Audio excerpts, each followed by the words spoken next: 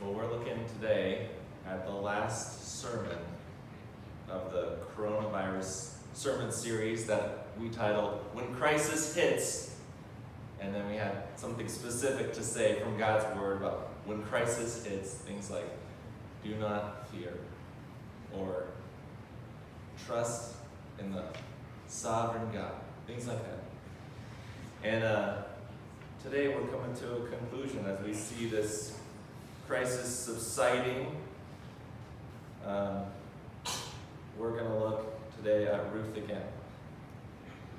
And I want to begin our time reading this hymn by a man named William Cowper.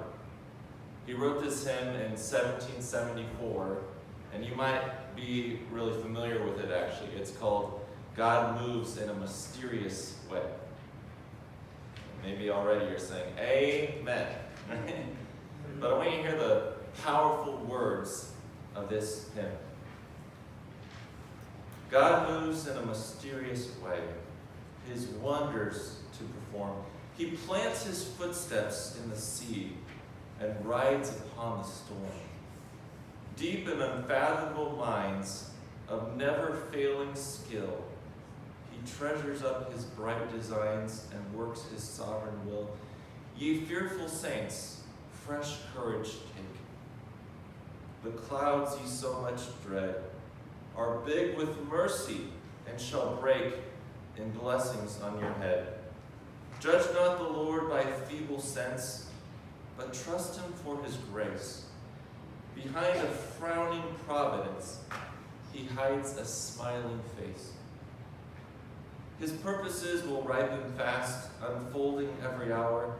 The bud may have a bitter taste, but sweet will be the flower. Blind unbelief is sure to err and scan his work in vain. God is his own interpreter, and he will make it plain. And then there's a modern hymn writer who's adapted this song and added this chorus. The chorus just goes like this. So God, we trust in you. Oh God, we trust in you. When tears are great and comforts few, we hope in mercies ever new. We trust in you. Doesn't that hymn just sum up so well this season that we've been going through, and even the messages that we've been talking through?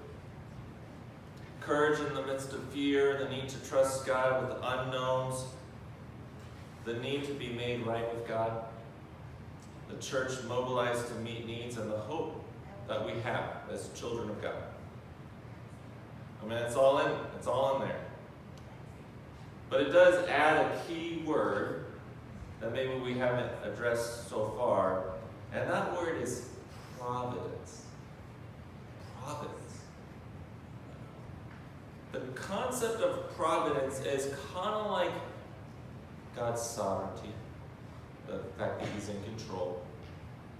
But it's a little bit different. It's kind of like his goodness, but it's a little bit different than that. God's providence is God's governing or governance of all creation and circumstances so that they produce ultimate provision and protection for his intended recipients.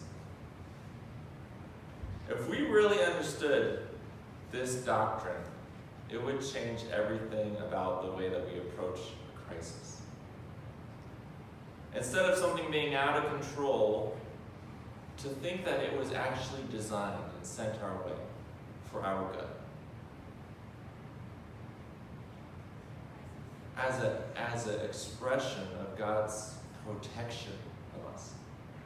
Or as a strategy for God providing for us. Surely this doctrine of God is a mysterious one. We don't know how it's all going to work out. And we see this concept or this theme really big in the book of Ruth. The small book of Ruth. Last week we began our series of looking at this book. It's a really familiar story, right? We've read it along many times. But it's so remarkably similar to the story that we're working through in our world with this global pandemic, right? Just like the book of Ruth, our situation has a crisis that leads to extreme economic ruin for some. It leads to death for some, death of family members. And the crisis has led many people to lose hope in the future. In some ways, we might think of the book of Ruth as the Old Testament story of the prodigal son. Only in this prodigal son story, the prodigal returning has not prepared a speech of humiliation, but one of lamentation. Her account sounds maybe something like this. Why am I in this mess? I did everything right. My husband wanted to move to Moab, and I agreed, and I went along with it. I supported him, even when he died. I supported my sons who took wives that, at the time, maybe I didn't approve of, and they died. Why am I in this mess? I'm penniless and alone. Got it? Naomi, unlike the prodigal son, though, is not immediately recognized. Remember the prodigal son story? The son is recognized from a far way off. When Naomi shows up to town, who is this lady? No one even recognizes her. No one's looking out on the horizon for her. When she returns, there's no party, no celebration. There's no killing of the fatted calf or a great week-long feast. When she gets back and settles in, it's a pretty dismal scene. She's got two big problems. Number one is she has no realistic hope for financial support. She's all on her own, or so it seems. And the second is her husband's dead, her sons are dead. There is no hope of an heir to continue her family. It's done with her. All the generations leading up to her, she's the last link in the chain. Were it not for the rest of the story, if you just stopped in chapter 1, I mean, you would just be so discouraged and depressed, really, right? You might start to wonder about God. Does he really care? Is he even paying attention? And can he actually do anything about this calamity? You know, providence would not be a sweet doctrine to us unless it also applied to negative circumstances. You know this. When life is going so well, at every bend in the corner, just something good happens. You don't need an encouragement that God is working through all creation and circumstances in order to provide for you and protect you. You'd be like, yeah, that's nice. It's when things are not going well that this truth is so precious to you. So I want to look at how do we see this doctrine of God in the book of Ruth. And as we look at the very familiar story, I just want to answer this question so that our faith in the Lord will be strengthened. And that it will even be accompanied by a sense of wonder. You know, we're not out of this COVID-19 season. And last week I was saying we're in a new crisis. What do we do about the unrest in our nation? We're not out of the woods. There's still going to be consequences and circumstances that arise related to all of this. But it makes such a difference to know that God is providentially providing and protecting us. And he did it to Nomi. The God of Nomi is doing it. Something that will help our telling of this story is for you to understand this. The main characters of the book of Ruth are God and Nomi. But interestingly, they don't have the starring roles of the drama. So the story is essentially about them, but Boaz and Ruth get the spotlight. Once you understand that, you'll understand how it's all coming together. Okay? So I want to look at 3 ways that God shows his providence in the book of Ruth. And all I'm going to do is I'm going to show you these 3 observations, and then we are going to read the chapters 2 to 4. And part of that is just so you can hear this beautiful story again. And also because we're in this season of Shavuot, of Pentecost, and it's a tradition to read it. Okay? So let me just point out a few things. I know that you're familiar with the story, so that's why I think you can grasp onto these points I'm making. As soon as we turn the pages from chapter 1 to chapter 2, suddenly everything starts to improve, but very slowly. And I want to say that God shows his providence through the person of Ruth. Last week, we saw this already beginning because Ruth's extreme loyalty and devotion, right? She says, where you go, I will go. Where you live, I will live. Where you die, I will die. Your God will be my God. Your people, right? This extreme devotion. That's part of God's providential work, that he chose this person to become part of the story. I mean, we might even stretch it back and to see that God was actually working towards this situation when he allowed Naomi's son, Machlon, to choose Ruth. Right? Did he know that she would turn out to be such a superstar? I mean, she really is like the best pick at a sports draft. You know, right? Like Major League Baseball or the NFL, NHL, every year they get to pick their new players, right? And the contest is, they all know that these players are going to turn into something. Some of them are going to turn into a Michael Jordan, or a Wayne Gretzky, or a Kobe Bryant, okay? And some of them are going to turn into the players that you've never heard of, okay? Because they don't amount to anything. And you never really know who's going to be who. Sometimes you get good clues because they were amazing high school players or college players. And so you think, wow, and that doesn't always work out. Sometimes it's the complete opposite. Ruth turns out to be a superstar of a woman. And the way that the Bible expresses this is by giving her this label.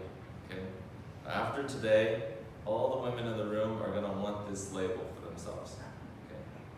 I'm going to give it to you first in Hebrew, and then the English translation. It's called Eshet Hayil. Eshet means woman. Hayil. Hayil, it means something of worthiness or valor.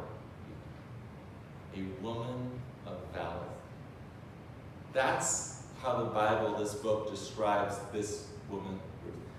Can you think where else this phrase, woman of valor, shows up, ladies?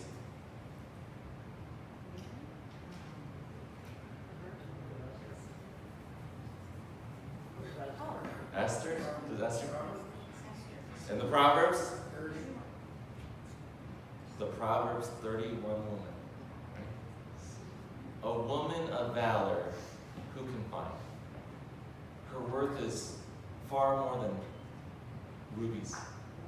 Right? And it goes on to describe this amazing woman. That is the same label as given to Ruth. And she proves it in this book. She is someone who takes initiative. She goes to work to provide for herself and Naomi. She listens and heeds wise counsel from both her mother-in-law and from Boaz. She works diligently. She's said to be impressing the supervisor of the reapers because he notices how hard she's working and how long she stays at it. He notices that she stays one day the whole day. He also notices that she's got a hard job because at the beginning of it, what her work entails is going up and picking up all the scraps. Right? So if you've had a garden ever, you know there's a certain point at which you go out there and you just pick all of them. And then after that, maybe there's a few that show up. Let's say strawberries. Okay, we're getting towards the end of the season.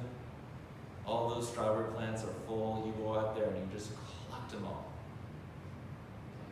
After that, maybe one or two will show up. They're hard to find. They're covered by the leaf. What's Ruth doing? She is going behind the reapers, trying to collect the scraps. She's doing this all day long. Back-breaking work. She stays at it. Right? She's a superstar. She's an Eshet Hayil. And God puts her in this situation as part of his providential protection and provision. Ultimately, the book is focused on Naomi, the mother-in-law. Number 2, God shows his providence through the person of Boaz. Boaz is introduced to us as also a mighty man of valor. He is an Ish Hayil. Got it? So you got a Eshet Hayil, meaning an Ish Hayil. Right? This is like the quarterback and the captain of the cheerleaders, right? Getting together. Right? These are superstar people. Boaz is one of the few people that has the means and position to both redeem the property and also marry Ruth and to redeem Naomi's family from the tragedy that's gone through. Boaz is presented as a good man who's kind to his staff, his workers. He comes along and blesses their efforts in the field. And he blesses Ruth specifically for all that she's done for her mother-in-law. Right? He notices these details and blesses her for them. Boaz sees the beauty of Ruth's character and resolve to become part of Israel. And he's not dissuaded that she's a Moabite. What he sees is a worthy woman, a woman of valor, before he sees her economic poverty or status as a foreigner. Boaz is presented as a faithful and determined man who keeps his word. Boaz is shrewd in business because in the ending portion of it, he's making a deal with the Redeemer who is closer at hand. You see, legally, he was in line to redeem this property. Someone else had rights to do it before him.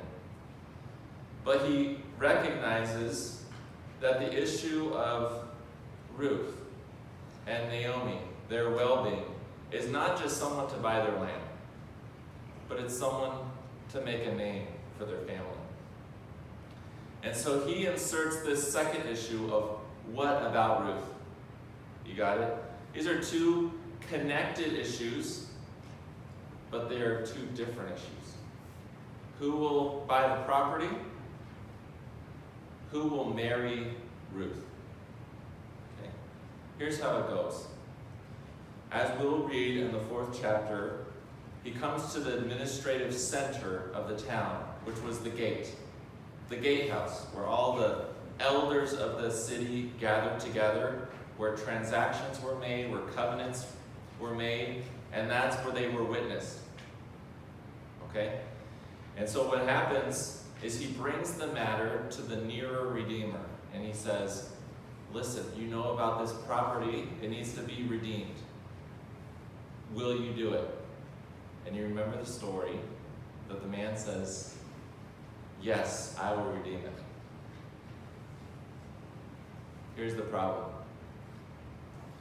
This man could have said, let's keep that second issue off to the side. I don't really care about Ruth. I don't really care about Naomi. I just see the chance for financial gain from obtaining this property.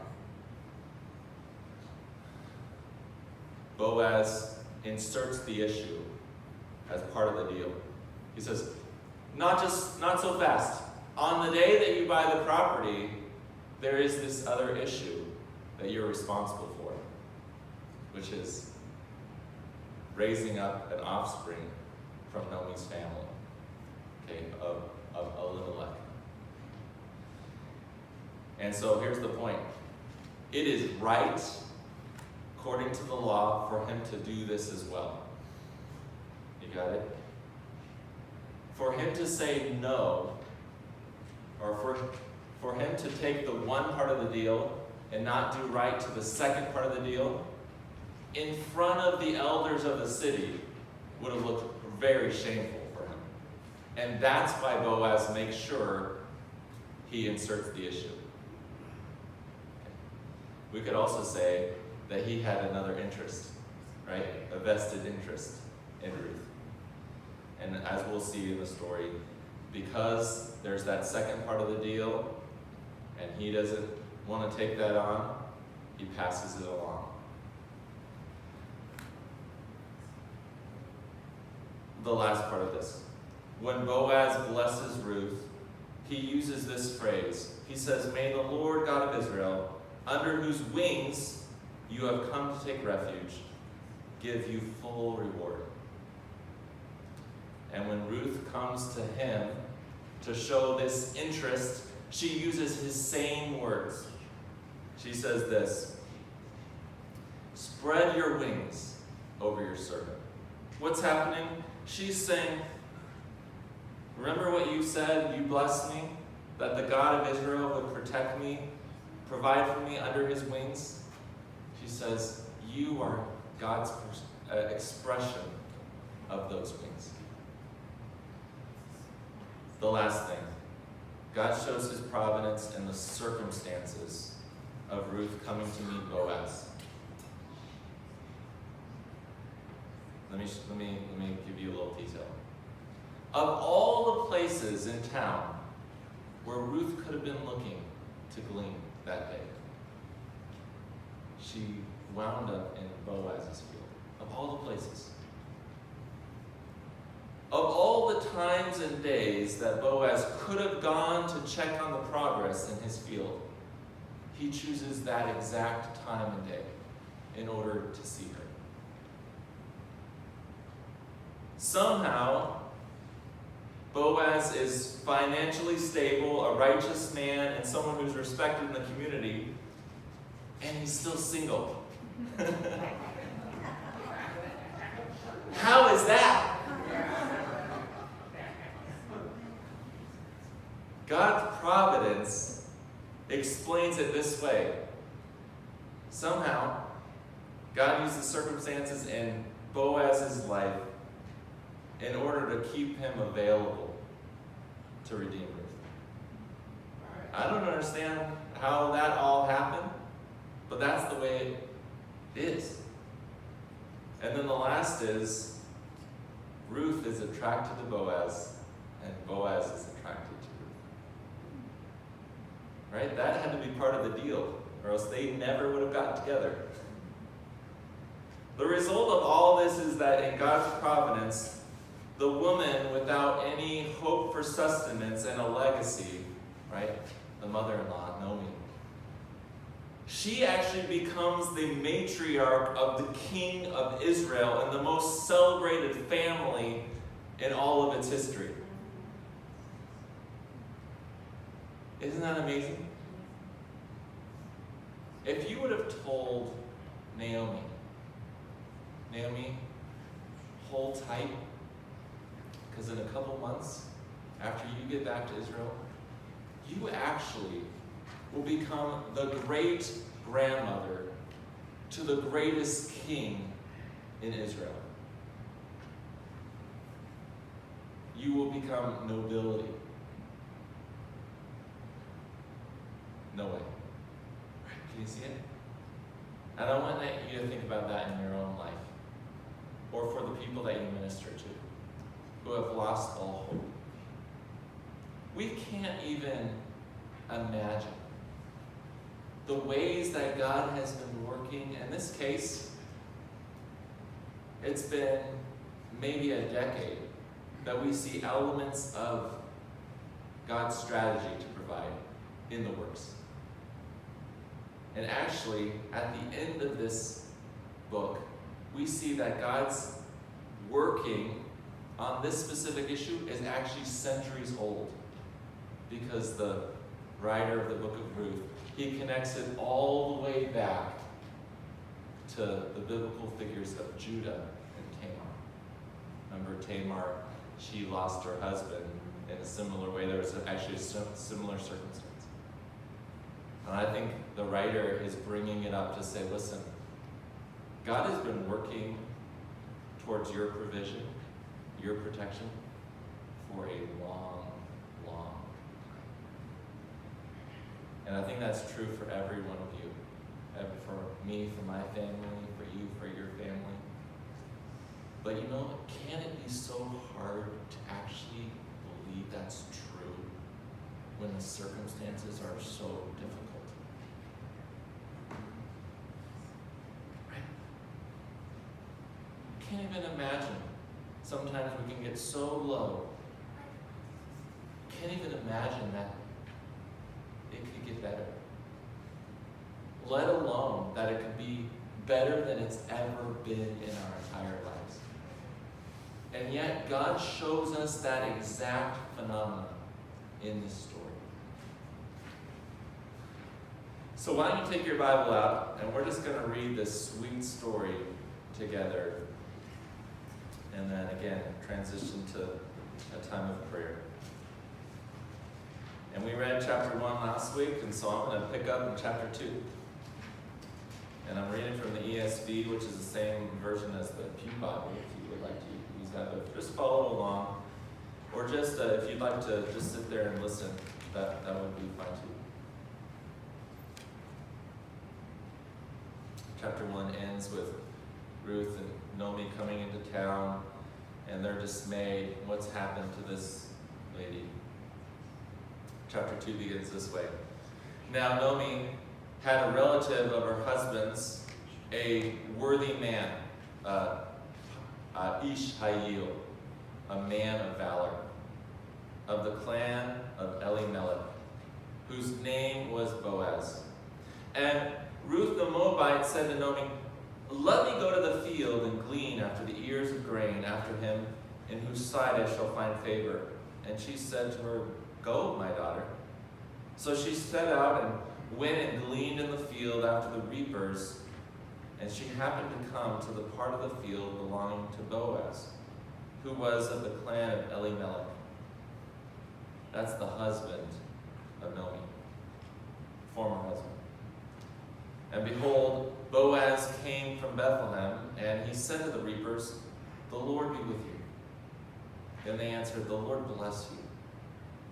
Then Boaz said to his young man, who was in charge of the reapers, "Whose young woman is this?"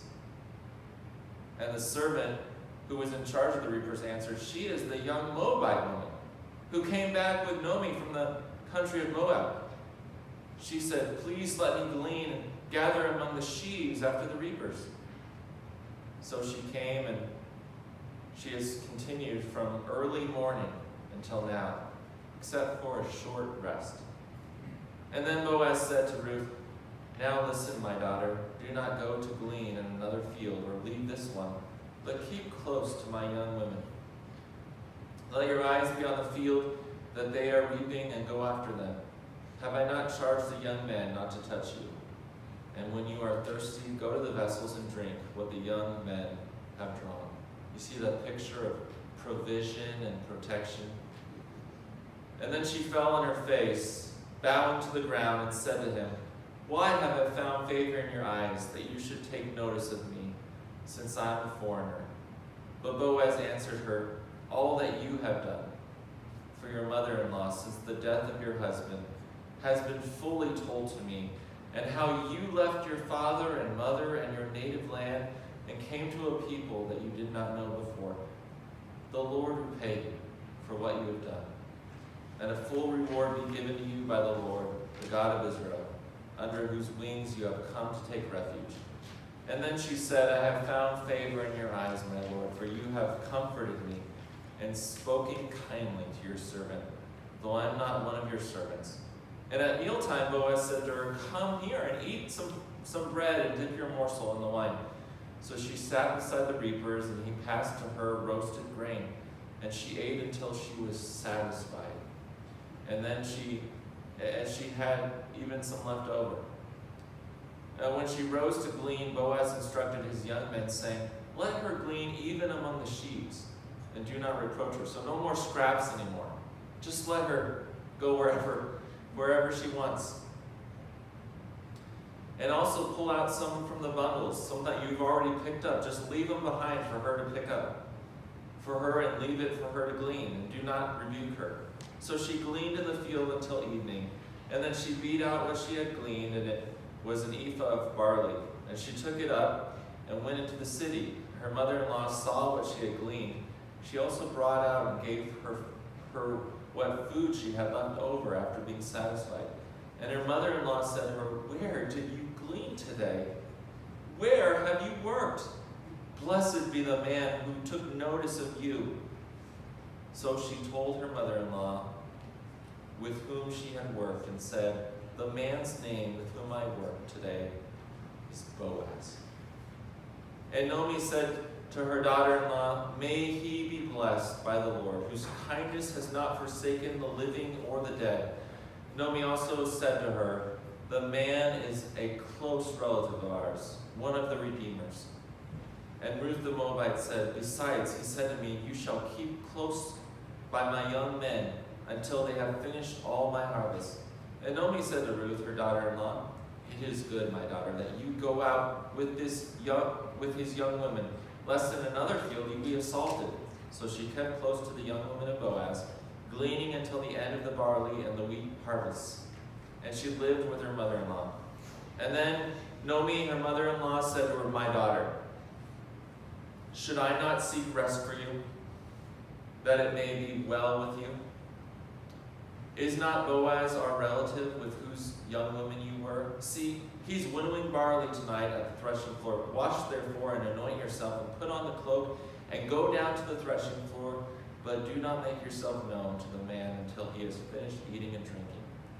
But when he lies down, observe the place where he goes, and then go and uncover his feet, and lie down, and he will tell you what to do. There's a lot of mystery about what's going on. We might say simply that there might be some customs going on, but it might also be a strategy to get him to wake up. Okay, I'll just say it as that. And she replied, All that you say, I will do. So she went down to the threshing floor and did just as her mother-in-law had commanded her. And when Boaz had eaten and drunk, and his heart was merry, he went to lie down at the end of the heap of grain. And then she came softly and covered his feet and lay down.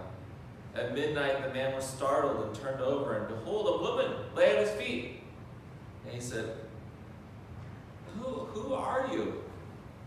She answered, I am Ruth, your servant. Spread your wings over your servant, for you are a redeemer. And he said, May you be blessed by the Lord, my daughter. You have made this last kindness greater than the first, and that you have not gone after young women, whether poor or rich. And now, my daughter, do not fear. I will do for you all that you ask, for all my fellow townsmen know that you are a worthy woman. And now it is true that I am a redeemer. yet there is a Redeemer nearer I. Remain tonight, and in the morning, if I will redeem you, good, let him do it. But if he is not willing to redeem you, then as the Lord lives, I will redeem you. Lie down until the morning. So she lay at his feet until the morning, but arose before one could recognize another. And he said, let it not be known that the woman came to the threshing floor. And he said, bring the garment you are wearing and hold it out. So she held it out, and he measured out 6 measures of barley, and he put it on her, so in this garment. And she went into the city. And when she came to her mother-in-law, she said, how did you fare, my daughter? And then she told her all that the man had done for her, saying, these 6 measures of barley he gave to me, for he said, you must not go back empty-handed to your mother-in-law. And she replied, wait, my daughter, until you learn how the matter turns out, for the man will not rest, but will settle the matter today. All right? See it, how it's all gone? He's met this woman, he's been impressed. Chapter 3 was all about the scene at the threshing floor, and chapter 4 is all about the redemption. So now Boaz had gone up to the gate and sat down there. Remember, this is the administrative center of town. And behold, the Redeemer of whom Boaz had spoken came by. So Boaz said, turn aside, friend, sit down here. And he turned aside and sat down, and he took 10 men of the elders of the city and said, sit down here. So they sat down. And then he said to the Redeemer, Naomi, who has come back from the country of Moab, is selling the parcel of land that belonged to our relative Elimelech. So I thought I would tell you of it and say, buy it in the presence of those sitting here and in the presence of the elders of the people. If you will redeem it, redeem it. But if you will not, tell me that I may know, for there is no one besides you to redeem it, and I come after you. And he said, I will redeem it. Then Boaz said, the day that you buy the field, though, from the hand of Naomi, you also acquire Ruth the Moabite, the widow of the dead, in order to perpetuate the name of the dead in his inheritance.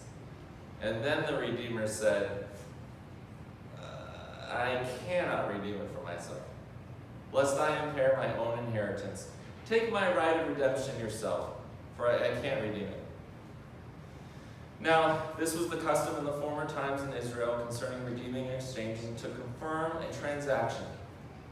The one drew off his sandal and gave it to the other. So, I don't know if it looks something like this, right? Takes the sandal off. And this was the manner of attesting Israel. So if you got my shoe, we got a deal. Right? The exchange has happened. Here's the proof. Got it? All right? And so he drew off his sandal, and then Boaz said to the elders of all the people, you are witnesses this day that I have bought from the hand of Naomi all that belonged to Elimelech, and all that belonged to Chilion and Machlon, and also Ruth the Moabite, the widow of Machlon, I have bought to be my wife, to perpetuate the name of the dead in his inheritance, that the name of the dead may not be cut off from among his brothers and from the gate of his native place. You are witnesses this day.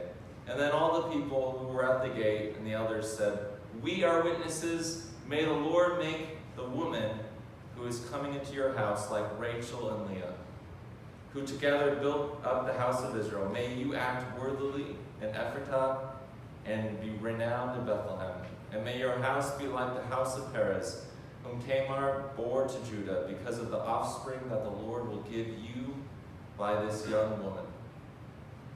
So Boaz took Ruth, and she became his wife. And he went into her, and the Lord gave her conception, and she bore a son. And then the woman said to Naomi, blessed be the Lord, who has left you on this day without a redeemer, who has not left you this day without a redeemer. And may his name be renowned in Israel. He shall be to you a restorer of life and a nourisher of your old age. For your daughter-in-law who loves you, who is more to you than 7 sons, has given birth to him. And then Naomi took the child and laid him on her lap and became his nurse. And the women of the neighborhood gave him a name, saying, a son has been born to Naomi. And they named him Obed, which means servant. And he was the father of Jesse, who was the father of David. And so David was the great-grandson of Boaz, and Ruth the great-grandson of Naomi. And then it gives this final genealogy. Now these are the generations of Perez. Perez, the son of Judah and Tamar. Perez fathered Hezron, and Hezron fathered Ram. Ram fathered Amminadab. Amminadab fathered Nahshon. Nahshon fathered Salmon. Salmon fathered Boaz, and Boaz fathered Obed. Obed fathered Jesse, and Jesse fathered David. The end. Right?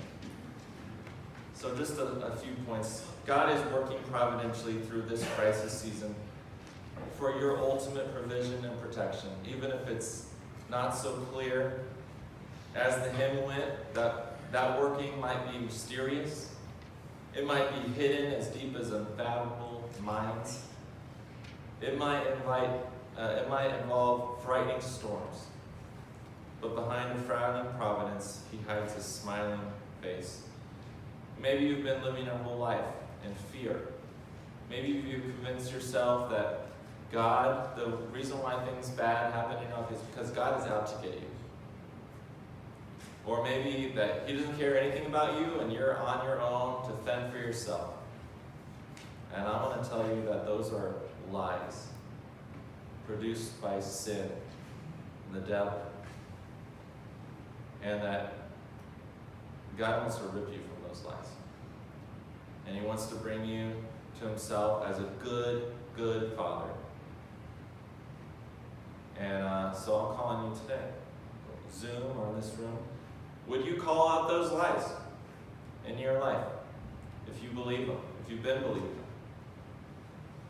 That today they're not going to be part of your future. And that you would actually want to come meet the one Redeemer in Jesus Christ who can actually cancel your sin and give you a future and a hope. And I just think practically this doctrine of the providence, it does this. It turns every day into an adventure. Can you imagine starting each day and thinking, what challenges is God going to take me through today? I can't wait to start the adventure. You know the way that you watch kids' movies, right? They always get themselves in peril, but you know, by the end of the 2 hours, everything's going to work out great. In your life, you know that God has the same working to provide and protect. How will God strengthen my faith today through what he brings along the way? How will God surprise me with his creative way to protect and to provide, even in ways that I cannot even imagine that I would see? It gives comfort when the way out of a situation does not immediately come. Right? We read the story in just a few minutes, but the story takes place at least over 10 years. That's a long time to lose hope. But if you know that 10 years down the road, God is going to resolve it with something amazing, and they're so convinced of it, that those 10 years might be lived a different way than without hope. And then last, it just helps you to interpret the bad things that happen, the calamity. They're not weapons of God against you. They're more like a scalpel in a careful surgeon's hand who's working to give you abundant life. And so here's just a benediction you might think through. These are the blessings from the book. And then we'll have a brief time of prayer. In the book we find these blessings. May the Lord deal kindly with you and grant that you find rest. May the Lord be with you and bless you. May the Lord repay you for what you have done, and a full reward given to you by the Lord, the God of Israel, under whose wings you have come to take refuge. Blessed is the man, even the man, Messiah Jesus, who took notice of you and whose kindness has not forsaken you. May you be blessed of the Lord. Do not fear, for all that you ask in my name I will give you.